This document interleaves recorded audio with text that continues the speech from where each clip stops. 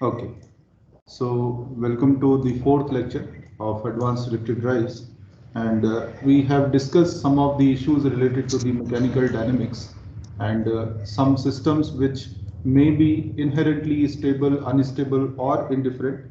We have discussed, and we have found that we can quantify not just qualitatively but quantitatively we can determine whether the system is stable or not.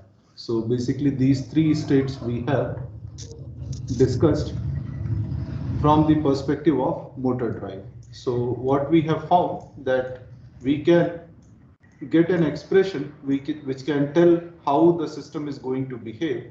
So something like this, which can define how the perturbation of delta omega naught is going to converge or diverge with respect to the load torque and the electromotive torque characteristic. So based on the constant K, which is basically difference of the two slopes, the slope of the electromagnetic torque and the slope of the load torque. So this constant K can determine whether your load or your system is going to have a stable operation or unstable operation. So which is what we have seen, and three cases we have discussed when K is 0 or K is greater than 0 or K is less than 0. These three cases we have discussed thoroughly. So any doubts over here? I hope it is clear. Fine? Yes, sir. Good. Yes, sir. Then we have seen some things related to the four quadrant operation of motor drive. So what is the meaning of four quadrant operation and how to determine whether the motor drive is into motoring mode or braking mode? So braking and generation are equivalent. Whether you are able to recover that energy, then you called it generation, or you are not able to recover, then it is simply wasted somewhere in the register or somewhere else. So braking and generation are equivalent terms. Then we have forward and reverse motoring options, and within that, no, in the forward and reverse operations, we may have either motoring or braking, and based on how the torque is going with respect to the speed. So if it is supporting the speed, which means our electromotive power, which is drawn from the motor, is positive, then this is called motoring mode. So it may be either forward motoring or reverse motoring. And other case when the power is negative, which means motor drive is giving negative powers. So actually it should absorb power from the mechanical side. So this is called the braking mode.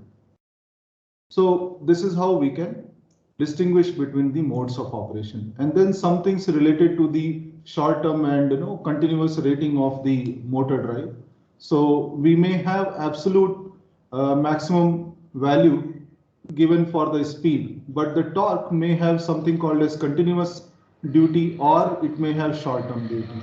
So continuous duty is something on which you can operate the motor for very long time without any problem, because that's the rating of the motor. Short term duty is something where you can operate the motor for few minutes, maybe a minute or few seconds, depending on how much the thermals are permitting you to operate. And then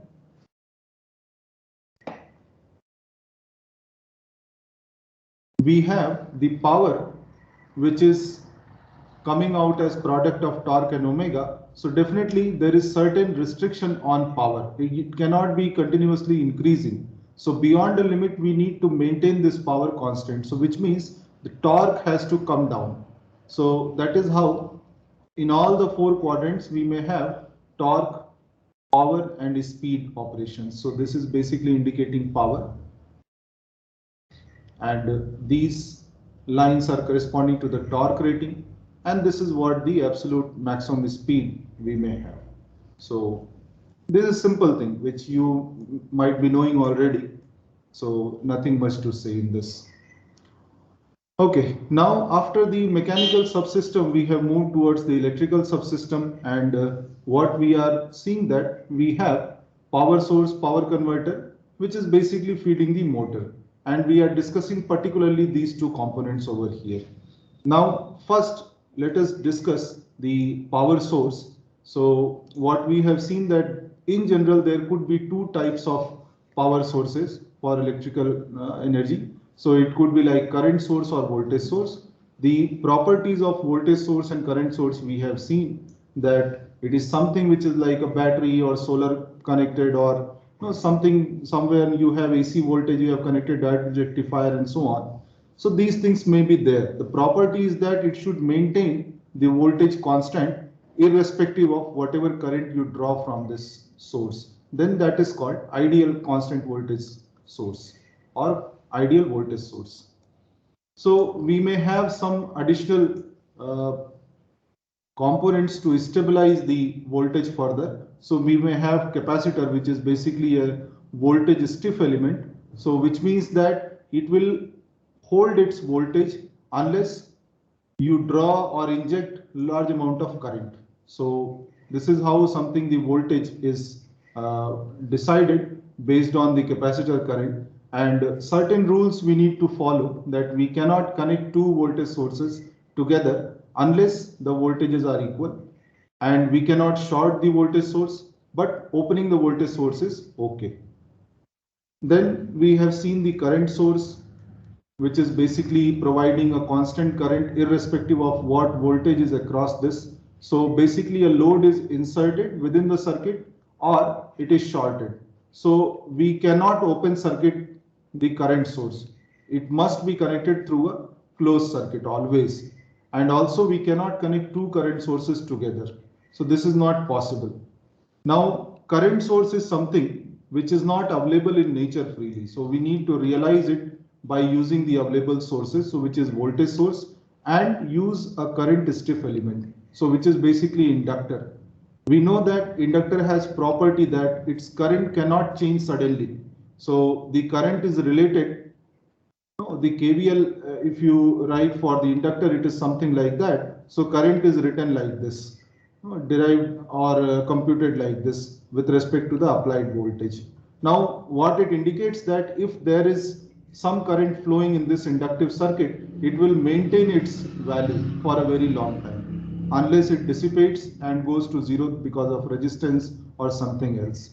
So generally what we do, if we have to make a current source, we connect it to a voltage source, and then we close the circuit. So current rises and then maintains its value. So that is how we can realize a current source. Now something little bit more important, that we have two types of sources, voltage source, current source, and we have seen that neither of this we can connect with different values. No, we cannot have two voltage sources with different value connected together. So how can we have power flow from one power source to another power source? The solution is that instead of having two voltage sources or two current sources, you have one voltage source and one current source.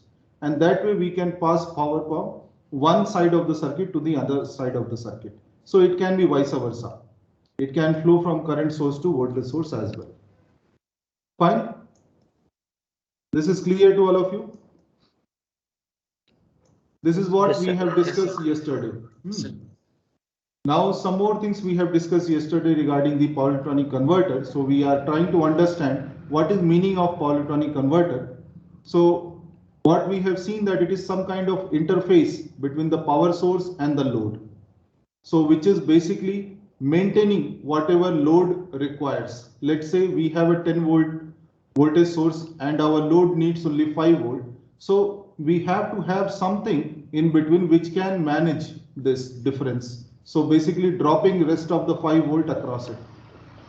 So a simple thing like a resistor can also do that job. If you know the value of load resistance, you can connect the same resistance in the circuit in series and you will find 5 volts coming across the load. But the problem is that one thing is the power loss, which is happening across the resistor. Another thing, if you change the value of load resistance, the value across the load will change. So it is heavily dependent on the load parameters. It is not regulating the voltage properly. The desired voltage is not maintained properly. Now, to solve that, we may have a variable resistor. Let us say whenever you change this value, you also change this value. So then you can have better voltage regulation, but still the power loss or the efficiency, this issue is not solved. So Whatever linear power supplies you see generally, which are available commercially, those are basically kind of variable resistors where any power BJT or some element, some power electronic element like that is there, which basically drops certain voltage across it. Let's say some VG minus VO, whatever is needed based on the base current. And it maintains certain voltage across it. But the power loss which is happening in this device, Vg minus Vo times of I, this is huge. And particularly when this difference is more and the load current is more, then power loss is much more. That is why generally we see linear power supplies which are mounted on big heat sink. So that's why the size of these linear power regulators or linear power supply are very big. If you want to operate without this heat sink, it may go bad because of lot of power dissipation over there. Now what we are trying to understand over here, that how can we have better efficiency? Voltage regulation is fine, we have achieved that. So one condition we arrived at, that the power loss in this element, the variable resistor or the BJT, is dependent on what is the value of resistance this is offering. So we see that the current flowing in the circuit is related to the load resistance and the element resistance like this. And the power loss is something given by I square R. Now, two conditions if we discuss, let's say first case when R is equal to 0. What we will see that the power loss across this element goes to 0. And also when R is infinity. So which means what? This current itself will go to 0 and hence power loss again will be 0. So what basically we need to do, we need to operate in these two extreme conditions instead of having a finite value of resistance or any other thing over here. So simple way to realize that is a single pole double throw switch. So whenever you connect this pole to throw 1, this is equivalent to having resistance equal to 0. And whenever you connect this pole to throw 2, this is equivalent of having R equal to infinity or tending to infinity. So we are able to achieve very good efficiency for the system because the power loss which was happening in this element is now 0. This is the basis of all the power electronics. Now what we are doing basically, if you see from the pole voltage point of view, so basically this has 3 terminals, the single pole double throw switch. There is one common terminal which is always there with the circuit. This is called pole. Then there are 2 other terminals, throw 1 and throw 2. So pole is getting connected to throw 1 or throw 2 alternatively. Now if you see the voltage at this pole terminal while you are connecting to T1 and T2 alternatively, we see that the voltage will be Vg for some time and 0 for some time. Again Vg for some time and 0 for some time and so on. It will continue. Now, if this operation of connecting to T1 and T2 is happening much faster, then basically what we are doing, we are kind of injecting an average voltage which is like between 0 and Vg. Let's say this is repeating something at frequency of 1 kilohertz or faster, and you have element something like a bulb, so which is a thermal element. So it will not realize any change suddenly happening on the voltage, and it will treat it like some average voltage is applied to the bulb. So if these intervals are equal, so basically we are applying half voltage at the load output. So average voltage at the Vp is Vg by 2, or in general you can say the load voltage or the output voltage is something like this. Am I clear? Yes, sir. Yes, sir.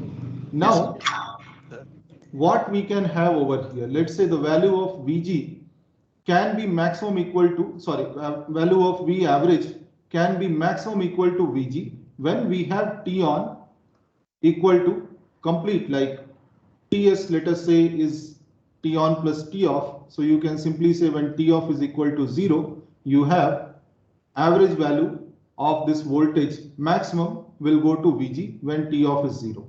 And minimum it can be 0 when your T on is 0. Correct? Now, the question was that we are able to realize this power transfer with some lower voltage. So we are achieving anything between 0 and Vg, and hence the operation what is happening here is something like equivalent to buck converter operation. So buck converter operation means you can have any output which is lesser than the applied voltage or input voltage from 0 to Vg. Now, the question is, when we are discussing all this, general question comes that when we have realized this kind of converter, what are the possible loads which can be connected to this type of system? One suggestion I have given, which is like bulb, which is thermal element. So thermal property cannot change suddenly, like the temperature cannot change suddenly. So operating something like at 1 millisecond time period or something is okay. It doesn't affect that. Now, what could be other different loads which can be connected?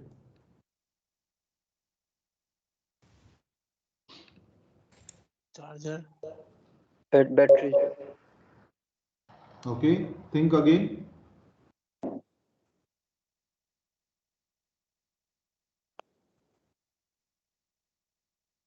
Yeah. Can you connect battery across this? No, sir.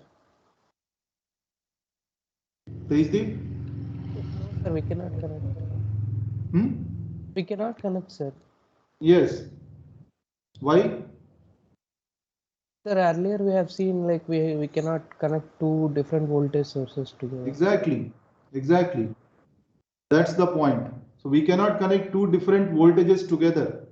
So certainly any element which is having this voltage stiff property, voltage is kind of constant. We cannot connect that to such kind of output voltage. Then what can we connect? Certainly this is not the option.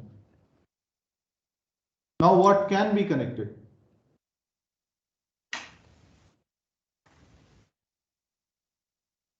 Yes, Sampan, you were saying something yesterday.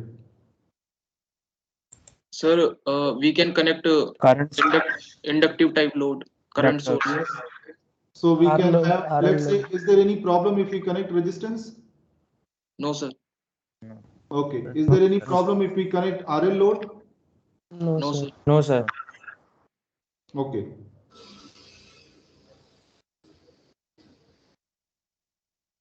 Is there any problem if we connect DC motor? No, sir. No, sir. No, Why? Sir, it is RLE about type. RLE load. RL load type. RLE load types. RL. So RLE load can be connected or not? Yes, sir. Yes, sir. Yes, sir. Connect. Yes, sir. We Connect. can connect, sir.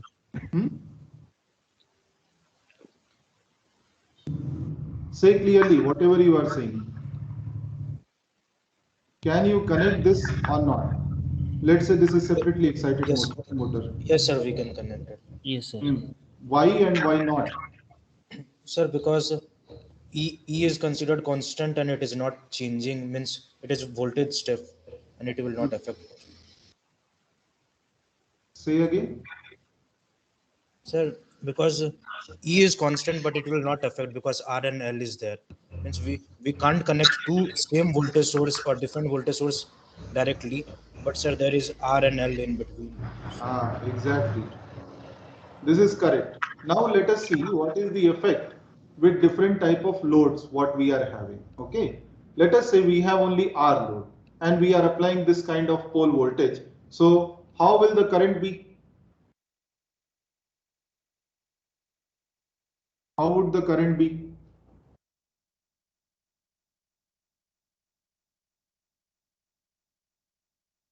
Okay.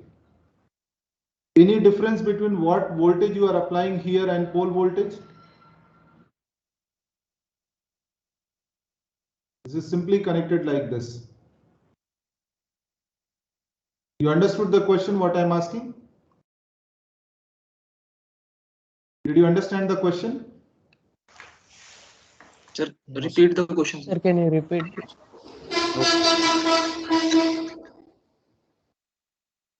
What is the nature of current flowing in the load in this arrangement if we have R load? Sir, pulsating type. Means Pulsating ripple will be type there. means exactly whatever we have load, sorry, the voltage, The same current will wave be. shape will appear here as well, right? Yes, sir. Any problem in that? No, sir. And what will be the value of this? Uh, Sir, V by B by R, sir. Vg by R or 0. So it will follow the same wave shape, right? Yes, sir. Now the question is, this is DC-DC converter, right? Yes, sir. So what do we expect from it? Say continuous current, sir. Yes, you want it to have, let's say, if I draw with some green color, I hope this will be visible. This is somewhat average current you want to flow in this. Yes, sir. Instead, what you are getting? A pulsating type nature. Pulsating time nature. If I draw the average and the extra component what is coming on that. So if this is your output voltage, what you want a constant voltage to be there, isn't it? Yes, sir. But along with this constant V average, you are getting something like this.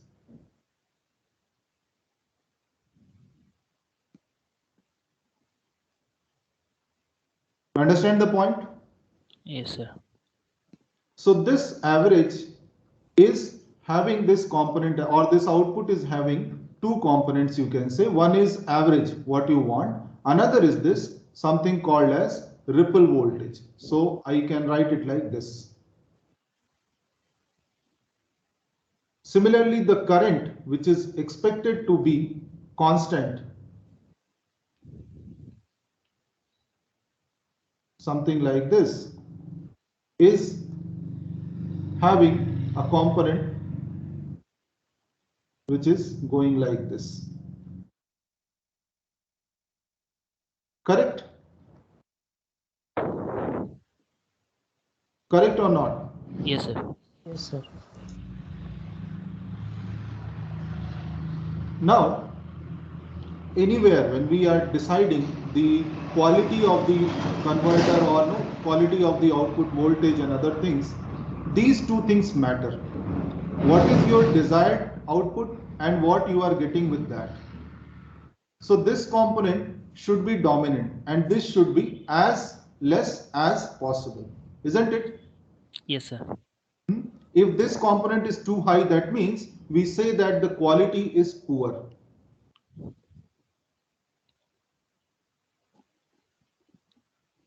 Correct? Yes, sir. So we need to improve that. Now you can say that so much peak to peak ripple is there on the current. So some understanding you have about no from your previous courses and all about what is ripple, what is average value, these things, right? So I'm going on basis of that. So this is the peak to peak ripple which is sitting on the current. This is the peak to peak ripple which is sitting on the voltage, isn't it? Now we have to Yes. improve from here. This is the worst we can have. So what could be the option? So before that, let us just analyze that how this RL is behaving. So R load behavior we have seen. Now if we connect the RL load, is this going to see anything different? Yes. Yes, sir. What will be different? Yes, Let us sir. say Sir, if I draw current current will become little bit more current will be continuous. become ripples will be less. yes, let us see. So I will draw VP. Okay, this is my pole voltage, what is there, which means before inductor. Fine. Now, if I ask you under steady state, we are not bothered about transients or initial starting and all that. Under steady state, what will happen? The current will be there, which is flowing in the load. So I am drawing load current. So whenever this switch is on, what will happen? Of course, positive voltage is applied. So current will rise, then current will fall. Again, the current will rise, this will fall. Okay, like that it will continue. I am drawing almost linear, assuming that value of inductor is significant. Now, this is your load current. Correct or not? Now, if I ask you to draw what is the load voltage, this is only pole voltage what I have drawn, not the load voltage. What is load voltage now? Can you suggest?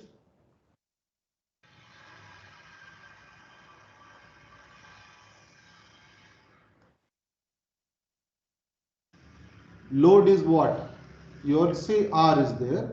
So this is I into R. Whatever load current is flowing, that into R. That's what it is saying, right? Yes, sir. Yes, sir. Now if I have to draw the average and the ripple part, the average voltage, let's say, is coming over here. And the load, this ripple part will come something like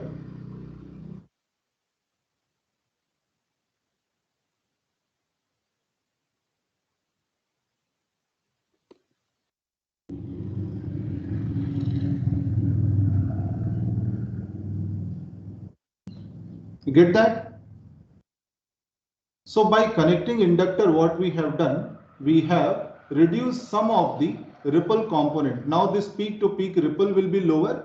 Also, the nature is also little bit smoother. The voltage is, instead of having pulse nature, now it is kind of smooth little bit. And same thing is happening with the current as well. If you take this average out, similar wave shape you will get for the current as well. You understand this? Yes, sir. So Yes, sir. by connecting extra inductor, what is happening? Our voltage, what is getting applied at this output end, that is going smooth. It is getting better. The quality is comparatively, compared to what we have seen in case of R, the quality is better. Clear? Yes, So sir. which means that something like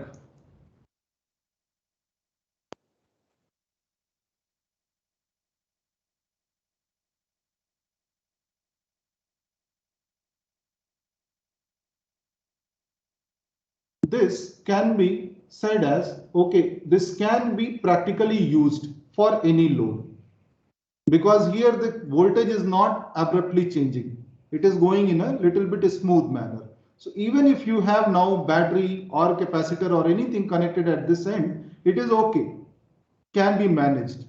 So this is what we call as primitive buck converter. The operation is still similar to buck converter, which means the voltage is reduced. But because of this reactor, because of this inductor L, now the voltage at this end is not so poor.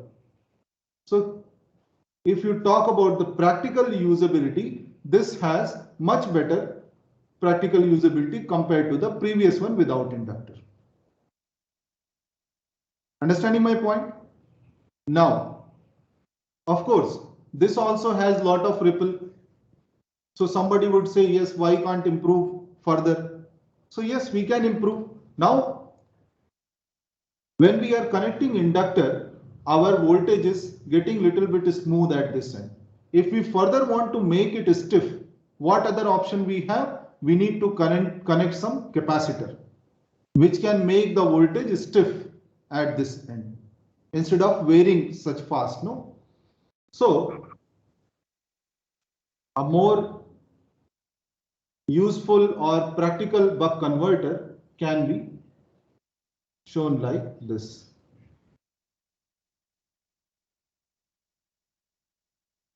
And then here you can connect your load.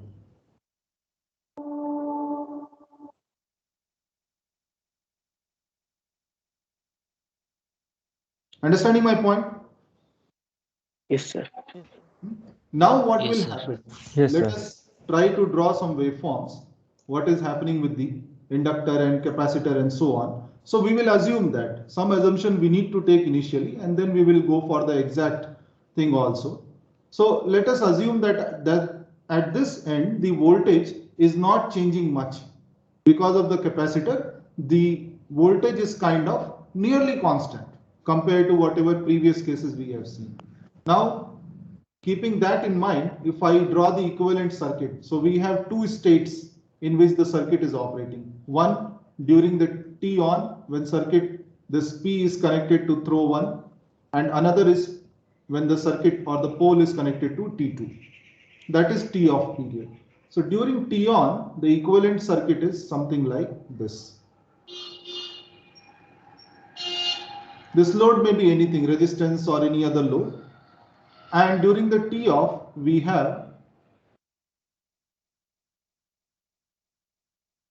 something like this. Correct? The voltages we are marking over here.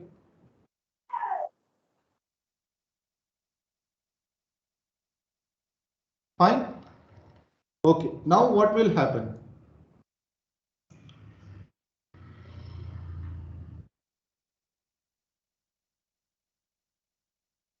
During this T on period, what is the voltage applied across the inductor? Vg minus V0. Vg minus V0. Vg minus Vo. 0.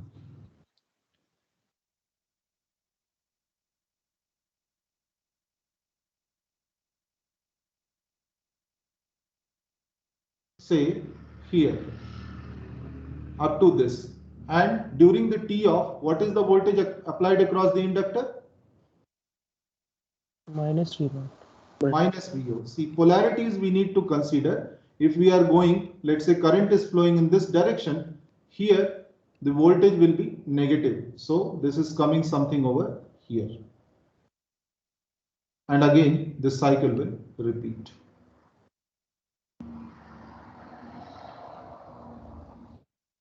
Okay, now inductor equation, we know that KVL, which is defining the inductor current, is something like IL, which is equal to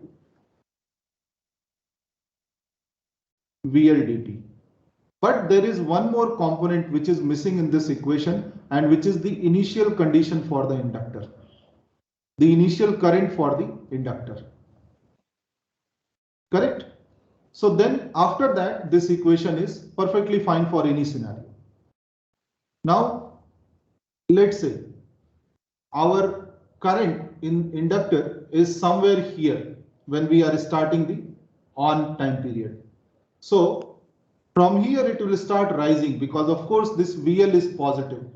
So that's what this equation suggests, that it will rise, and it will rise linearly because our VL is only Vg minus V0. So constant will come out and only time will be there.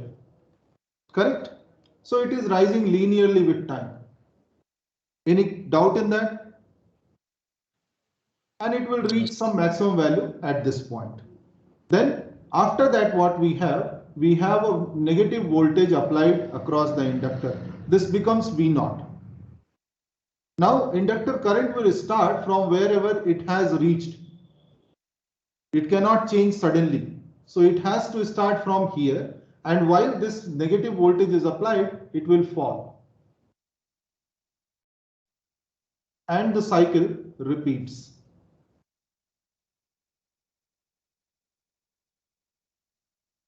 Understanding my point? Now, question is, what is the guarantee that these 2 points will be same? And what is the problem if these 2 points are not same?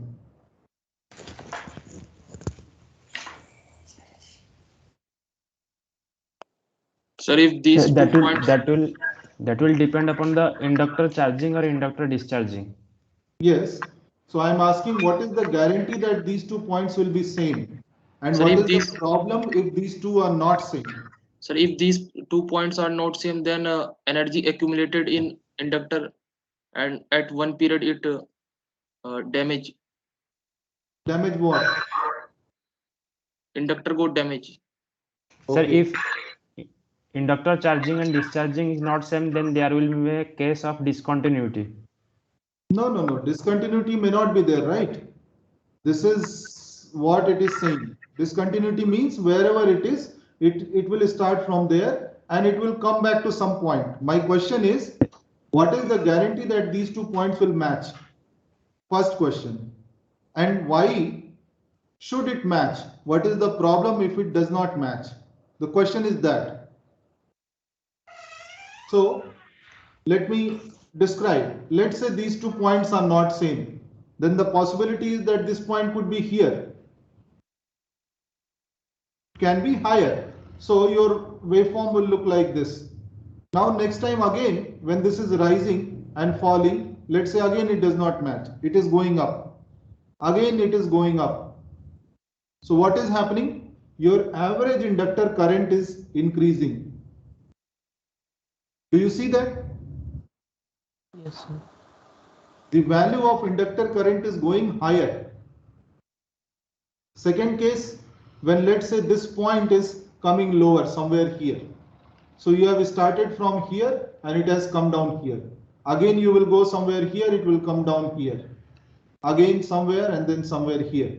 Now what is happening? Eventually come to zero. Average inductor current is reducing. Reducing. Am I clear? Now why this may happen? What we want basically, we want a fixed average value for the inductor current, isn't it? So this basically is the equation which is defining this phenomena. Let us see that. This is inductor current. This operator, when I am putting this, defines the average. So on the right hand side we have the average IL or the initial point, let's say.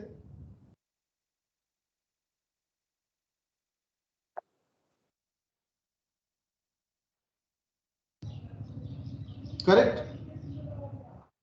Now this is something, the first part on the right hand side is something which is starting point or initial condition. So what we have to ensure, let's say when we are operating from time period 0 to Ts, where Ts is nothing but T on plus T off, this time period. When we are operating from 0 to Ts, what we want that this should be maintained at some average value. Correct? Correct or not? Yes, sir. Which means that the starting point should be same with every Ts. It should come back to the same point. Which means at the end of 0 to Ts, this value should not change.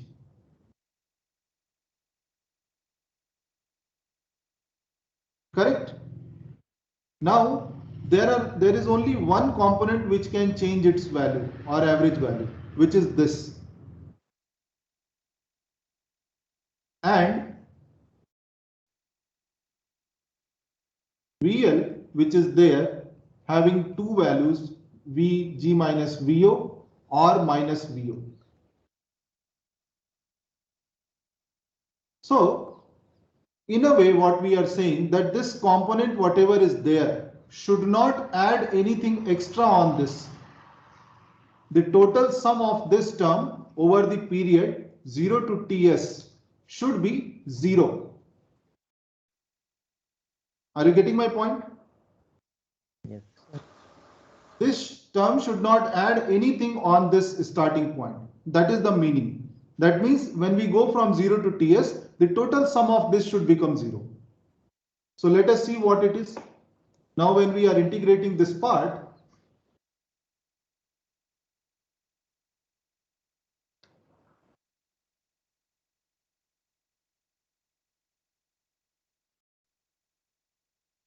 now this has two parts, VL. So let us write both the parts.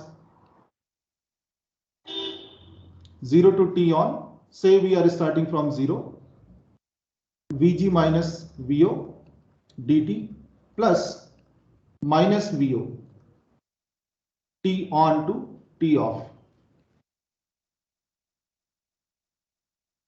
dt equal to 0. That's what the meaning is, right? Do you understand this point clearly? Yes, sir. Now let us simplify this. So what you will get basically Vg minus Vo times of T on equal to Vo times of T on my T, it should be Ts basically. So Just a second, this is fine. This should be Ts. So from T on we are going up to Ts. The difference is T off. This is what the relationship we get. Now what this is? Can you recall from your previous classes what this Volt is? second balance. Exactly. Volt second balance.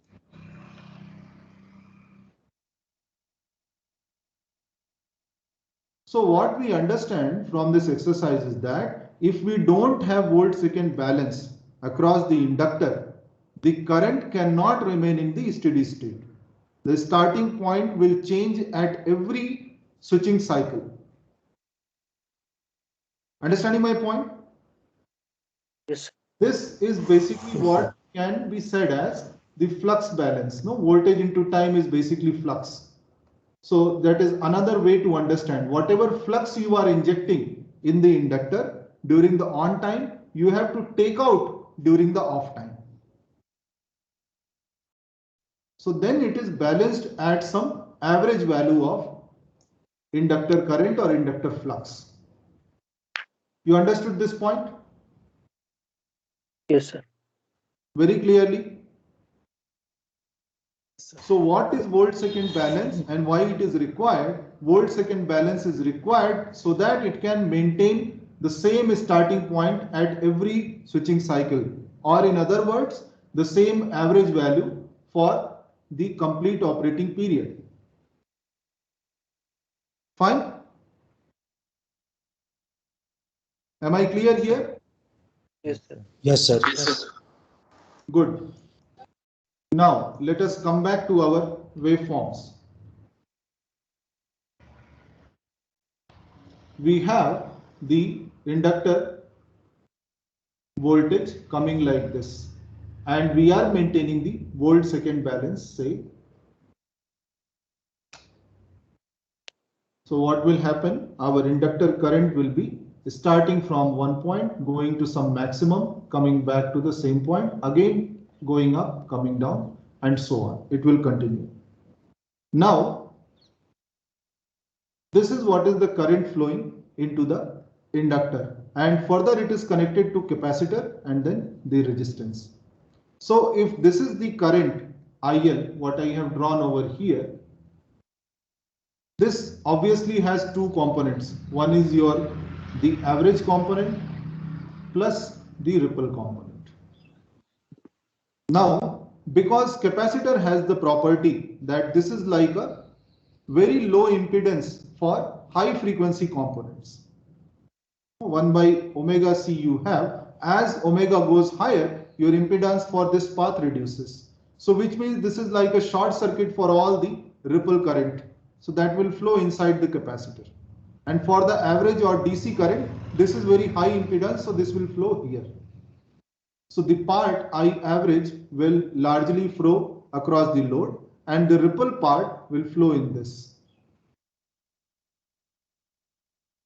Getting my point? Yes, sir. So now the current flowing into the capacitor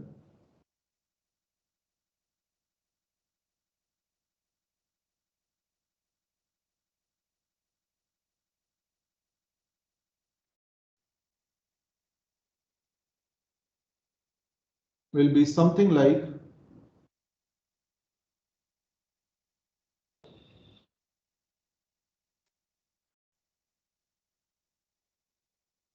this.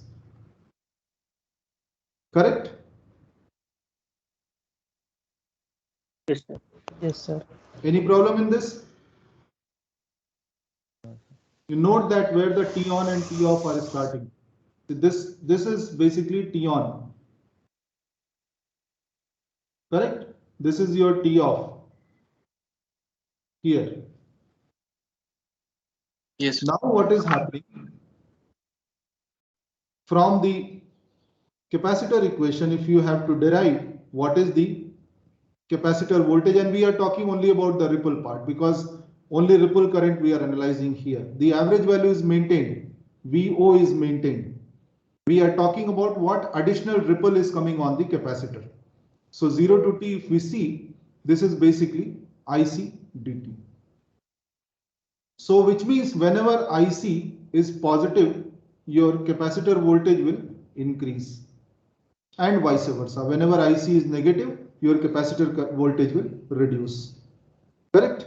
So now, if you have to draw the voltage for the capacitor, you need to see that during which portion we have positive current and during which portion we have negative current. So this is the duration over which we have positive current, and during this period we have negative. Here also it is negative. Now similar to volt second balance, we should have charge balance in the capacitor, or you can also call it ampere second balance, to maintain the same voltage in the capacitor. Otherwise capacitor voltage will keep on rising. So what is ampere second? This is basically I capacitor, you can say. So whatever positive current you are injecting here, the equivalent amount of charge should be injected on the negative side. So that means this will basically, the voltage of the capacitor will basically change from some minimum value to maximum value, and then it will come back to some minimum value at the end of the cycle. So from here, because this is where your positive charging starts, so it will go something like that.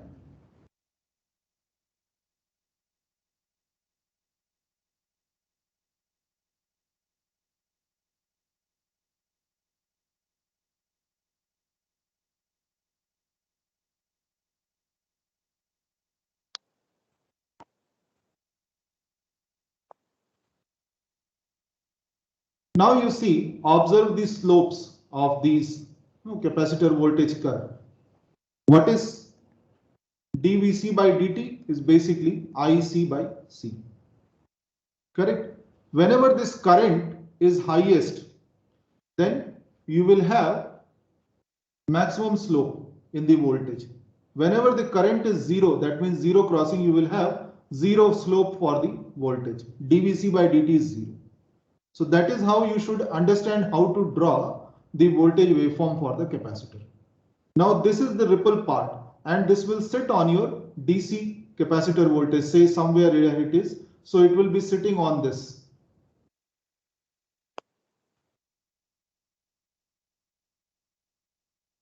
So your voltage will look like this.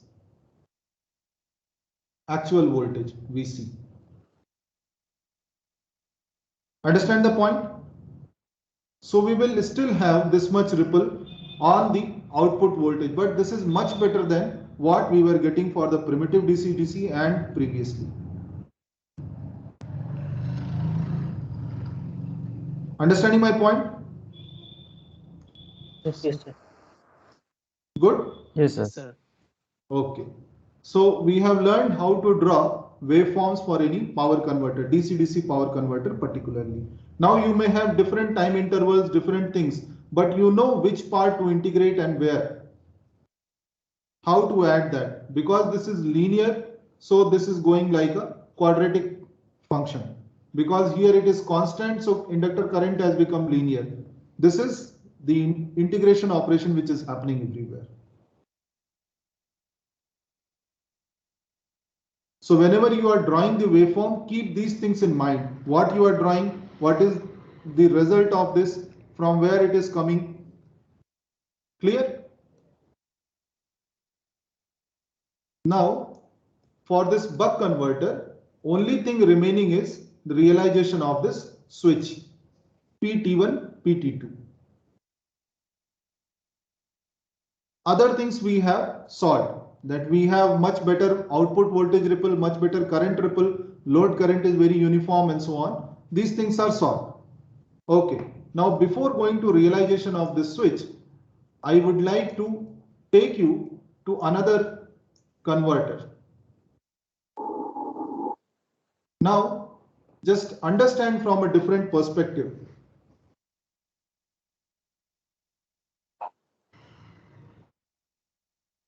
If we talk about how the power flow is happening.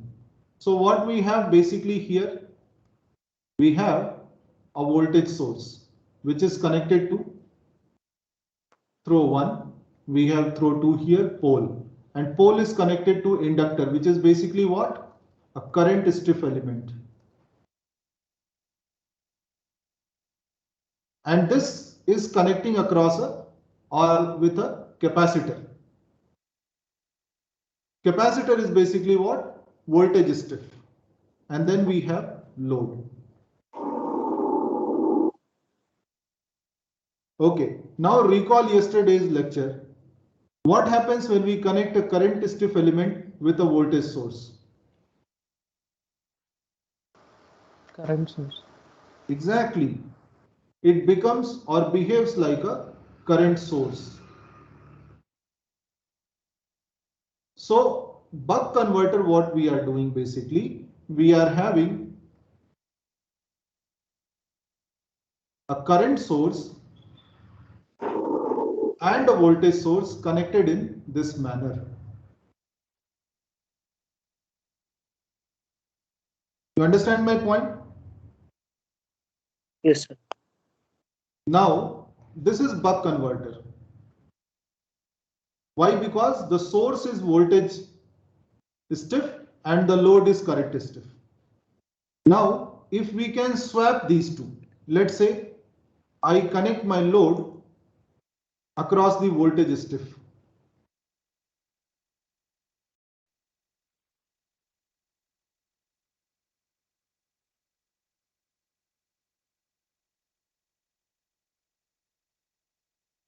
It is dual, right? You can connect anywhere. Let's say I connect the load here and I make this as power source. Now what this is? Can you recognize what this is?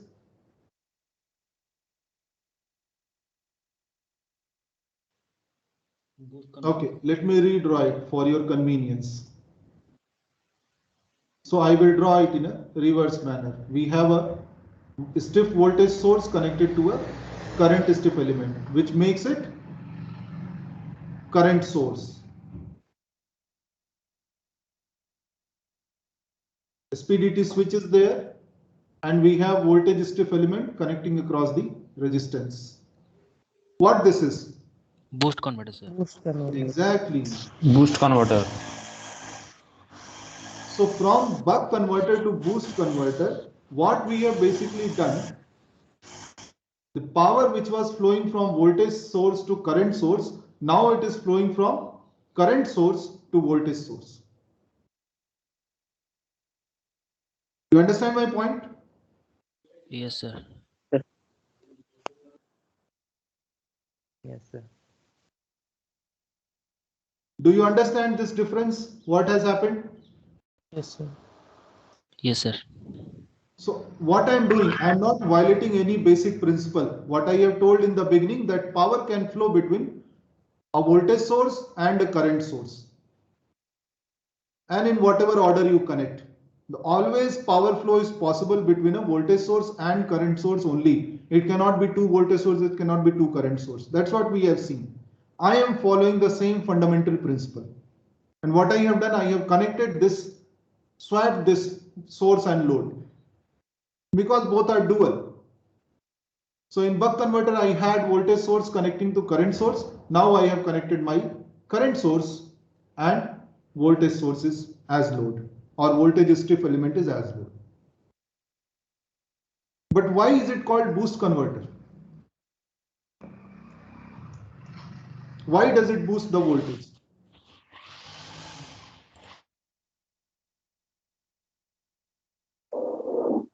Okay, let me go back to the buck converter once again. I think from there you can realize what is happening.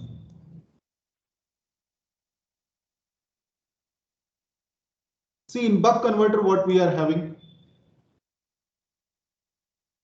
We have converter, we have voltage source, and we have load.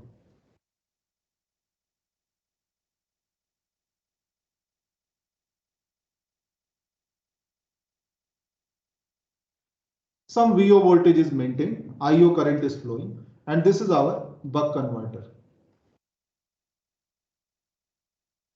Now, we have said that efficiency is almost 100%, which means there is no power loss happening in this, ideally.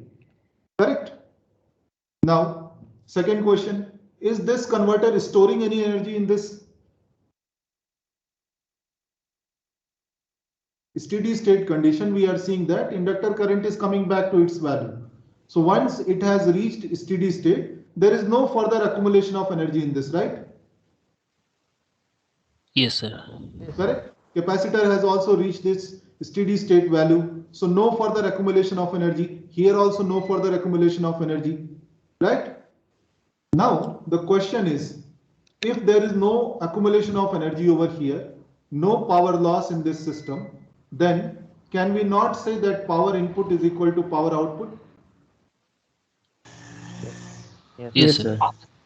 We can say. Yes. Then can I say this VGIG is equal to VOIO on an average? Yes. Yes, sir.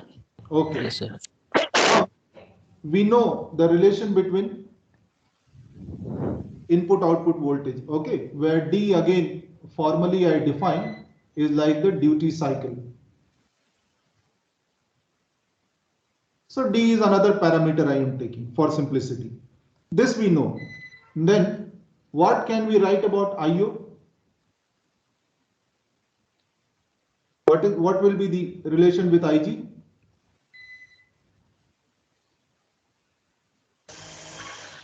IG by D. IG by D, sir. Correct? And where D is less than 1, we know that between 0 and 1, which means what we are getting over here is that IO is greater than IG. So can we say that this is basically a current boost converter? Yes, sir. You understand my point? Yes, sir. Yes. Because it is the property of this interface or this converter that it cannot have any power loss, it cannot store any energy under the steady state condition. Our power must remain balanced for the input and output side. And then if it is balanced and our voltage is having this relation, definitely the current is going to be more than the input because power is balanced. So if output voltage is less than input voltage, output current is going to be more than input current. So whatever we see as buck converter, this is basically voltage buck. Or in other words, we have current boost converter. So when we are talking about buck converter, boost converter, we need to know what is the perspective from which we are talking. Okay, so I stop the lecture here. We will start from this tomorrow. Any questions you can ask immediately.